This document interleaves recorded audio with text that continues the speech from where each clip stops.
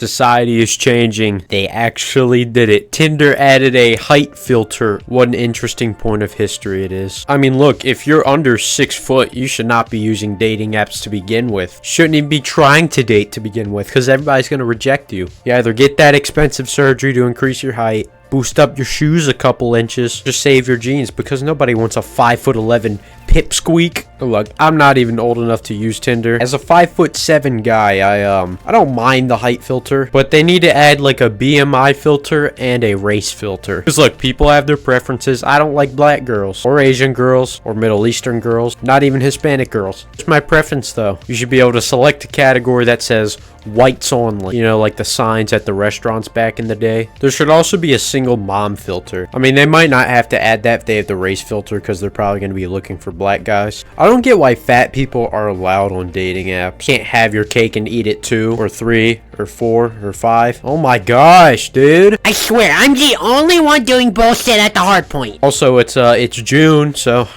you know what that means. It's Pride Month. Yeah, I'm sure we're all excited. Oh yeah. It's also apparently Men's Mental Health Awareness Month. I didn't even know that existed. Is this like the first time that's ever happened? Because I've never seen that until now. The whole Pride Month bullshit, I haven't seen very much of it. Only even in Target, they're not even making a big deal out of it. Which is surprising, because every time I went into Target over the last like 4 years, there's always been some like fat black model like on a picture on the wall. It was really disgusting to look at. Also, Target was known for going like heavy with the like LGBTQ ads and all that, and apparently they have like an America section now. See, that's just proof that these companies don't really care about you. But yeah, I'm getting tired of all these like people months bullshit. Pride Month, Men's Mental Health Month, I don't care. None of them are important. Like, bro, we don't care if you're gay, and stop being a crybaby. That's what I have to say about those two things. I was working with my dad again earlier today, and I usually don't eat before I work with my dad because I don't work with him all day. You know, I was riding the mower like I usually do. But on this day, I was like really nauseous. Like, I was working with him for like 2 hours, and I was really nauseous. It felt like motion sickness from the mower, which I've never had before. And eventually, I like laid down my dad's truck, and he had to bring me home. Let me describe how I felt. Like, it was only in my stomach, and I kind of felt lightheaded, but I wasn't sick, and I didn't get bitten by anything. I didn't like have to throw up, but I definitely could have. But after I ate something, it just went away. So I guess it was motion sickness involving me not eating stuff. But I've never had that before. I feel like it might have also just been the smell, because down here we get a lot of like crazy weeds and stuff and really thick grass. And you know that smell of like a freshly mowed lawn? Yeah, that's not the smell I'm talking about. It's a lot more like sickening, I guess. It smells like what you're thinking of after you freshly cut grass, but add like a bit of a flowery smell to that, which I hate the smell of flowers. And then you add hot gasoline. Like every time you turn around and go back over an area you just mowed, you get like a spicy like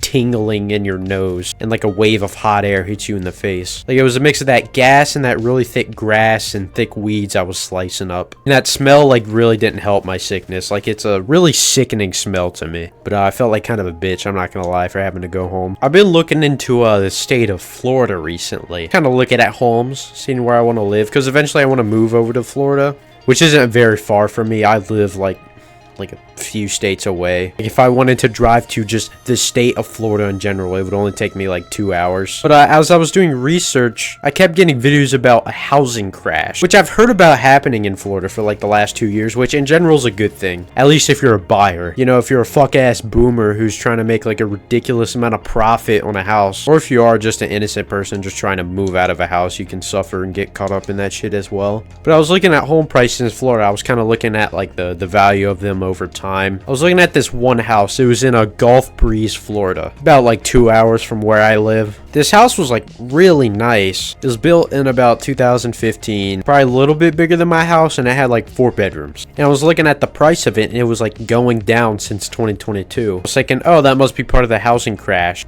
And basically the reason that this housing crash is happening is because back in between when COVID began and when Hurricane Ian hit South Florida, like a mass migration to Florida, especially like retirees. Holy fuck, this kid's annoying as shit. I gotta mute this faggot. You piece of shit. You're fucking prestige 1. What a pussy. With these people migrating to Florida, there's a lot of investors coming to Florida. This is what they would do.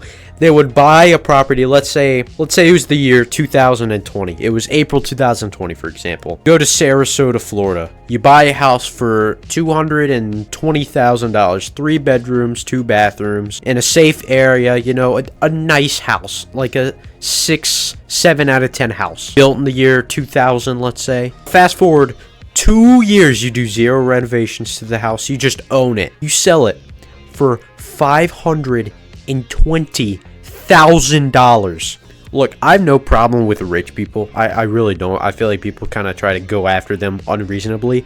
But these boomer investors and these investment companies that just buy property, do jack shit besides rent it overpriced and sell it at like a 240% profit. It's ridiculous. It's ruining the housing market. And in turn, there's a housing crash because nobody wants to pay 500 grand for a house that should cost like $200,000. Now they're having to lower these prices, taking off $30K every few months because nobody's buying these houses. Also, Floridians have horrible insurance because after Hurricane Ian, which was like the costliest hurricane to ever hit Florida, a few insurance companies dropped out of Florida and insurance got expensive, along with HOA fees too. Some people's HOA fees are more than their mortgage payments every month. It's absolutely ridiculous. A company that with high gas prices leading to inflation in like 2021, 2022, it just made affordability like out of the question in Florida. And also because of that mass migration, a bunch of houses were built, a bunch of new houses. And new houses are still being built, but Florida's losing people. Like their replacement rate, there's more people dying than being born in Florida now. Also, young people are moving out of Florida because it's so unaffordable. So Florida's losing people. They're still building houses. Therefore, these people have no choice but to lower the price of their homes. Fucking needs to happen. They call it a crash. It's more of a correction, which it's only dropped a couple percent so far. But I'm telling y'all, this thing needs to crash like at least 50% all in all in the state average. Just for example, you can cut house prices in like Orlando in half and they're still not even worth that. It's actually ridiculous. Now, I'm bringing this up because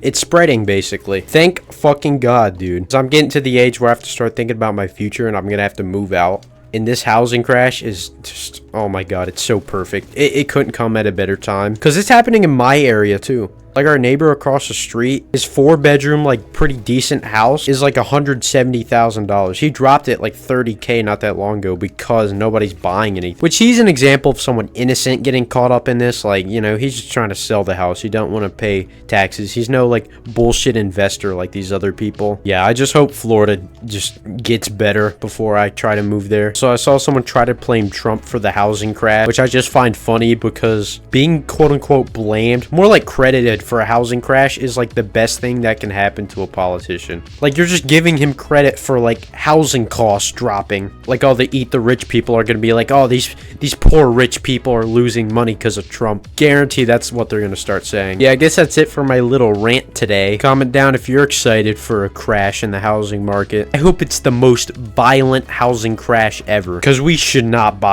be buying any of these houses till they drop like 50%. Like I hope another buying frenzy does not happen after like a 10% drop or something ridiculous like that. Yeah, that's gonna be it. Oh, of course we lose, you know, just what I needed. Ugh.